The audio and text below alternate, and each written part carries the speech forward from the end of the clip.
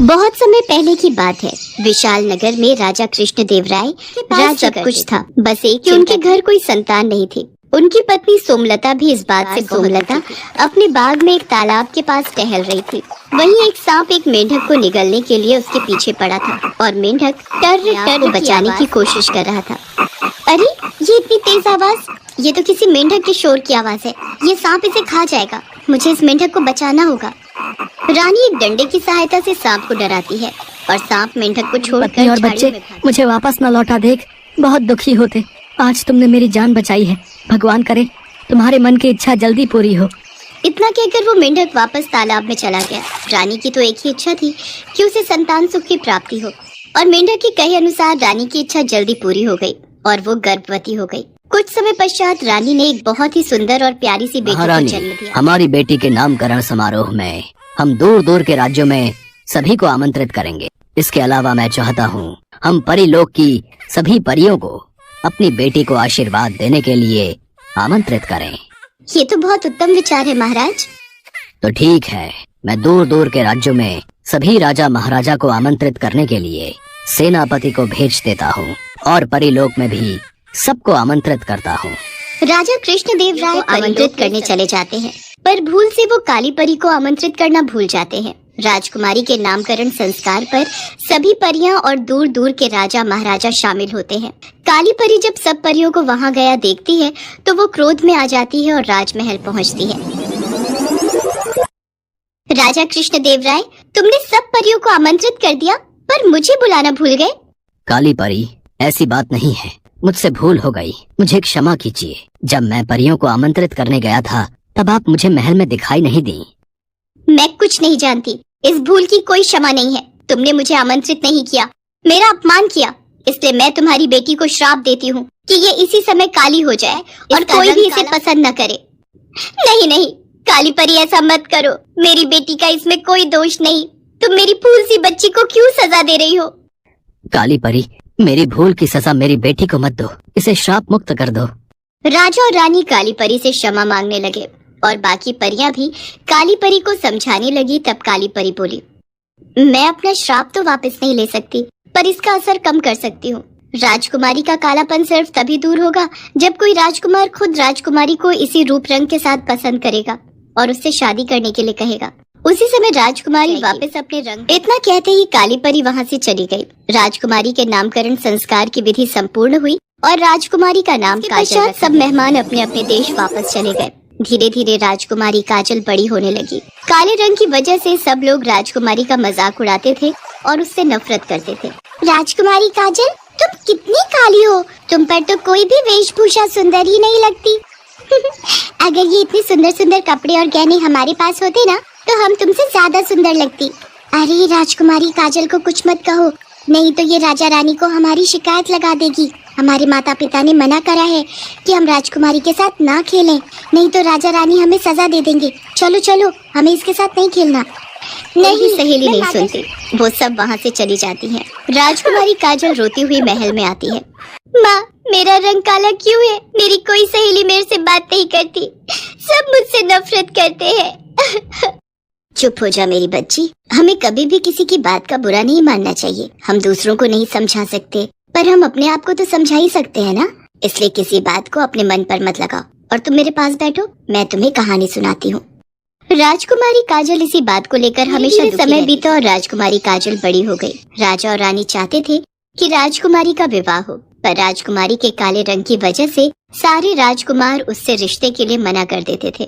क्या करें महारानी, हमारी बेटी से कोई भी राजकुमार शादी के लिए हाँ नहीं करता। उसके काले रंग को देखकर सब राजकुमार उससे विवाह के लिए मना कर देते हैं। इस बात की चिंता तो मुझे भी सता रही है। काली परी के श्राप से कब और कैसे मुक्त होगी हमारी बच्ची, ये तो वक्त ही बताएगा। वैसे राजकुमारी को सुबह से ही दिखाई नहीं दे रही। और कहाँ जाना है, अपना मन हल्का करने के लिए वो जंगल में शिकार पर साथी है नहीं, इसलिए वो अकेली ही अपने दुख को मन में दबाए मन बहलाने शिकार पर चली जाती है। अरे राजकुमारी काजल कहाँ गई? लगता है वो किसी जानवर का पीछा करते हुए आगे चली गई है। अब तो एक ही रास्ता है, हम यहीं नदी किनारे बैठकर उनका इंतजार करते हैं। राजकुमारी काजल घोड़े पर सवार धनुष बाण हाथ में लिए शिकार का पीछा कर रही थी। अचानक राजकुमारी ने देखा एक नौजवान दो शेरों के बीच घिरा हुआ है और वो नौजवान निहत्था है। शेर उस पर हमला करने ही वाले थे कि तभी राजकुमारी काजल उनके बीच जमीन पर तीरों की बौछार से उन्हें डराती है, जिससे डरकर दोनों शेर जंगल की ओर भाग जाते हैं। जी, आप ठीक तो हैं? जी शुक्रिया, बस थोड़ी सी देर हो जाती तो मैं इन दोनों का भोजन बन चुका होता। वैसे मेरा नाम जयचंद है, मैं पास के राज्य कुशलगढ़ का राजकुमार हूँ। और आपका परिचय? राजकुमारी काजल जयचंद को अपना परिचय देती है। धीरे धीरे जयचंद और राजकुमारी काजल में दोस्ती हो जाती है। राजकुमारी काजल को जयचंद का साथ बहुत अच्छा लगता था। राजकुमारी मन ही मन जयचंद को प्यार करने लगती था कि कहीं सभी राजकुमारों की तरह जयचंद भी राजकुमारी को विवाह के लिए मना न कर दे। इसलिए राजकुमारी काजल ने जयचंद से दूरी बनाना ही ठीक समझा। आज 5 दिन हो गए, राजकुमारी काजल मुझसे मिलने नहीं आई। सब ठीक? काजल का स्वास्थ्य तो नहीं खराब हो गया? मुझे उनके राज्य में जाकर उनका हालचाल जानना चाहिए। राजकुमार जयचंद राजकुमारी से मिलने बात किए बिना ये कैसे फैसला ले लिया कि मैं आपको पसंद नहीं करूंगा? मैंने तो आपसे अभी तक अपने मन की बात कही ही नहीं। राजकुमार जयचंद, इसीलिए आपसे ये बात नहीं की क्योंकि आप देखने में बहुत सुंदर हैं। आपको तो सुंदर राजकुमारियां अपने विवाह के लिए मिल जाएंगी, इसीलिए मैंने दूरी बना ली। राजकुमारी काजल, किसने कहा कि आप सुंदर नहीं हैं? आपकी खूबसूरती मैंने देखी है, आप बहुत सुंदर हैं। आपका मन बहुत सुंदर है। व्यक्ति के रंग से उसकी सुंदरता की पहचान नहीं होती, उसके व्यवहार से होती है। आप मुझे बहुत पसंद हो, मैं आपसे विवाह करना चाहता हूँ। राजकुमार जयचंद के इतने शब्द बोलते ही राजकुमारी काजल का रंग बदलने लगता है और वो वापस ये देखकर जयचंद और काजल दोनों ही चौंक जाते हैं। तभी राजा कृष्णदेव राय और रानी सोमलता काली परी के द्वारा दिए गए श्राप की पूरी इसके पश्चात शुभ मुहूर्त में राजकुमारी काजल का विवाह पड़ोसी देश के राजकुमार जयचंद के साथ धूमधाम से संपन्न हो जाता है और खुशी खुशी राजकुमारी काजल अपने ससुराल विदा हो जाती है।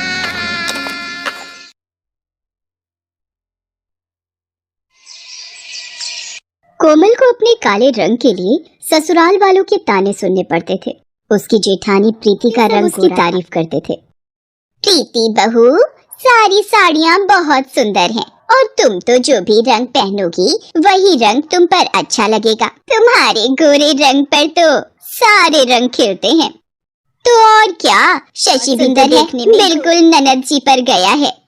माँ जी, ये मैंने साड़ी सोची थी कल शशि भैया की बारात में पहनने के लिए। अरे बहू, तुम कुछ भी पहनो, तुम्हारे काले रंग में तो सब रंग मिलकर एक से हो जाते हैं। कपड़े तो प्रीति बहू पर जचते हैं, कुछ भी पहने सबसे अलग ही लगती है। कलावती की ये बात सुनकर कोमल दुखी हो जाती है और अपने कमरे में आकर रोने लगती है। कलावती की आदत थी वो अपनी बड़ी बहू प्रीति और कोमल दोनों में ही फर्क करती थी और इस बात से कोमल हमेशा दुखी रहती थी। काला है इसमें मेरी क्या गलती है? मैंने कभी होने में कोई भी कसर नहीं छोड़ी। उसके बाद भी प्रीति भाभी को इतना सम्मान मिलता है और मुझे इतना नीचा दिखाया जाता है। अगले दिन सब शादी में पहुंचते हैं। प्रीति भाभी, मेरी एक हेल्प करो। सुरमा भराई की रीत के वक्त आप कोशिश करना कोमल भाभी कैमरे में ना आने पाए, नहीं तो मेरी शादी की सारी एल्बम की फोटोज और शादी की वीडियोस खराब हो जाएंगी। चिंता से आपकी घोड़ी के आसपास भी नहीं फटकने दूंगी। प्रीति भाभी, वो बुआ जी ने देवर जी के लिए सुरमा भराई रस्म के लिए भेजा है, देवर जी लगवा लेते। प्रीति भाभी, मेरे लिए जरा एक गिलास पानी मंगवा देते। कोमल, जरा देवर जी के लिए एक गिलास पानी ले आओ। कोमल को पानी लेने भेजकर प्रीति बारात की भीड़ में रस्म पूरी करके सब रिश्तेदारों के साथ फोटो खींच कोमल आ जाती है और उसकी आंखें आंसुओं से भर आती हैं।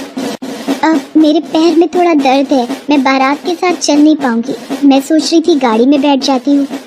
कोमल अपने आंसुओं को छुपाए गाड़ी में बैठ जाती है। अब तो कोमल रोजाना इन सब बातों से बहुत दुखी रहने लगी थी। एक सुबह, माँ जी, मैं जरा बाजार होकर आती हूँ। घर से बाजार के लिए निकल तो आई हूँ, पर वापस घर जाकर दोबारा सबके ताने सुनने की अब मुझ में हिम्मत ही नहीं रह गई है। कुछ समझ नहीं आ रहा। सामने क्या लिखा है? काले रंग से मुक्ति पाओ, गोरे होकर यहाँ से जाओ। ये कैसे हो सकता है? देखूं क्या एक बार? ये तो कोई दर्पण की दुकान दिखाई पड़ती है, हर तरफ दर्पण। आओ, माया की पोटली में सब कुछ मिलेगा। आपने वो बाहर कुछ लिखा हुआ था, क्या वो सच है? काली से गोरी कर दूंगी मैं तुम्हारी काया, नाम है मेरा माया। तुम्हें काला रंग पसंद नहीं क्या? नहीं, मुझे अपने इस रंग से बहुत प्यार है, पर मेरी सासू माँ और जेठानी मेरे काले रूप रंग का मजाक उड़ाती हैं। मैं तंग आ गई हूँ, मुझे भी सुंदर और गोरा रूप चाहिए, मेरी मदद करो। ठीक है, तो मैं तुम्हें जादुई दर्पण में भेज देती हूँ, पर एक बात याद रखना, इस जादुई दर्पण का जादू हर अमावस्या की रात के लिए समाप्त हो जाया करेगा। यदि उस रात तुम्हें किसी ने देख लिया तो उसके बाद दोबारा तुम कभी भी गोरा रंग नहीं पा सकोगी, तुम फिर से काले रूप रंग में आ जाओगी। माया कोमल को जादुई दर्पण के अंदर भेज देती है और कुछ देर बाद वो उसे वापस बुलाती है और देखते ही देखते कोमल का काला रंग गायब हो जाता है और कोमल गोरे रंग की बन जाती है। ये मैं हूँ? मुझे तो यकीन ही नहीं हो रहा है, मैं इतनी सुंदर बन गई। अब तो मेरा मुकाबला कोई नहीं कर पाएगा। सासू माँ और जेठानी जी तो देखती रह जाएंगी। आपका बहुत बहुत धन्यवाद माया जी, मैं आपका ये एहसान कभी नहीं भूलूंगी। माया के जादुई दर्पण से गोरा रंग रूप पाकर कोमल बहुत खुश हो जाती है। सारे मोहल्ले वाले भी उसे देखकर हैरान रह जाते हैं। ये कलावती जी की बहू कोमल है ना? ये सुंदर कैसे बन गई? इसका रंग तो बहुत काला था, पर ये तो बहुत ही गोरी हो गई। मैं कोमल हूँ, इतने हैरान होकर क्यों देख रहे हो? कोमल घर के अंदर जाती है। हाँ जी, किससे मिलना है? आप कौन है? ये इतनी सुंदर औरत कौन है? जरा देखो तो। माँ जी, मैं कोमल हूँ, आपने मुझे पहचाना नहीं? कोमल, तू इतनी सुंदर हो गई हो? तब आप दोनों को परेशानी है। वैसे मैं ऑलरेडी बहुत थक गई हूँ, अब मेरा दिमाग खराब मत कीजिए। और हाँ प्रीति भाभी, जब आप पुलाव बनाओगी तो थोड़े मटर ज्यादा डाल देना। पता नहीं आजकल आपको मटर छिलने में इतना आलस क्यों आता है। माँ जी, जरा मेरी साड़ी प्रेस कर दीजिएगा, मुझे शाम को की भीड़ क्यों लगी हुई है? क्या काम है आप सबको? मैंने सुना है आपकी बहू काली से गोरी बन गई है। हमें भी तो दिखाइए, आपकी बहू ने ऐसा कौन सा उपटन लगाया है कि कुछ ही घंटों में वो इतनी सुंदर बन गई। यहाँ कोई तमाशा नहीं लगा हुआ। वाले आए थे, तेरी सुंदरता देखना चाहते थे कि ऐसा कौन सा जादू हो गया जो तेरा काला रंग गोरा बन गया। तो कोई बात नहीं माँ जी, देखने देते। वैसे आज शहर के कुछ न्यूज चैनल मेरा इंटरव्यू लेने आ रहे हैं।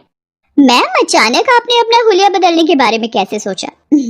बस मैं एक ही रंग रूप से उब गई थी, इसलिए अपने आप को बदल लिया। वैसे आप मॉडलिंग वगैरह के बारे में सोच रही हैं? हाँ जी, मौका मिलेगा तो जरूर करूंगी। कोमल के बदलते हाव भाव से कलावती और प्रीति परेशान हो रही थी। सुबोध, वो मिसेस जैन के बेटे की शादी की सालगिरह है, तो मुझे स्पेशल गेस्ट बुलाए हैं। आप चल रहे हो ना? अब ये महारानी पार्टियां अटेंड करे और मैं घर के काम करूं। मैं तो बहाने से मायके जाकर बैठ रही हूँ, यहाँ तो सासू माँ के साथ जाऊंगी।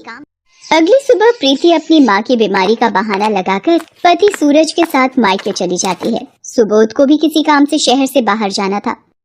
कोमल, प्रीति भाभी भैया के साथ अपने मायके गई है। माँ घर पर अकेली है और मैं भी कल रात तक ही वापस लौटूंगा, तो तुम पीछे से माँ का ख्याल रखना।